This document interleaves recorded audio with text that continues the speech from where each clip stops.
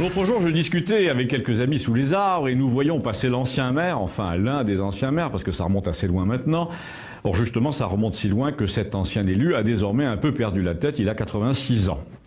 En fait, il y avait eu des signes avant-coureurs pendant son mandat, vous allez voir. Parmi les gens avec qui j'en parlais, il y avait un nommé Michel, qui était au conseil municipal comme moi à l'époque, et qui m'a rappelé un épisode incroyable en me disant, quand je vois fonctionner Macron à la tête de l'État, ça me rappelle, tu te souviens, le vote du budget 2004, de sinistre mémoire.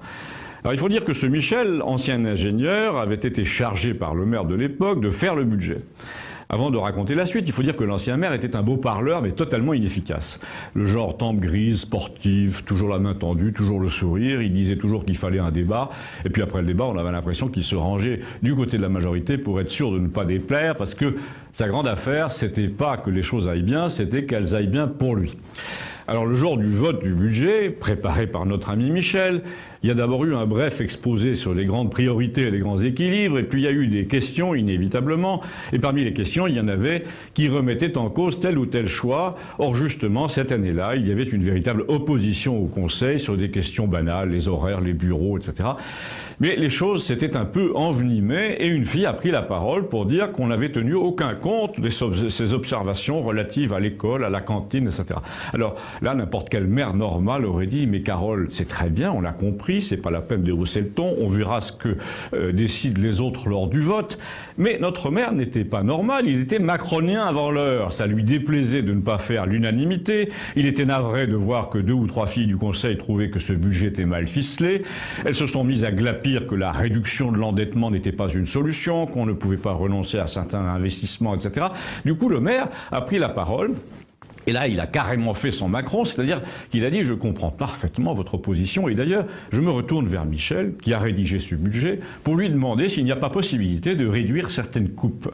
Alors Michel, à son tour, a dit « Attends, tu es venu 2 soirs de suite à la maison pour composer ce budget avec moi, tu vas quand même pas me dire que tu le trouves mauvais. On va pas bricoler un truc au dernier moment, parce que 2 conseillères ne sont pas d'accord 3 minutes avant le vote ». Eh bien, vous avez trouvé que le rapport avec le président Macron est tiré par les cheveux, mais pas du tout.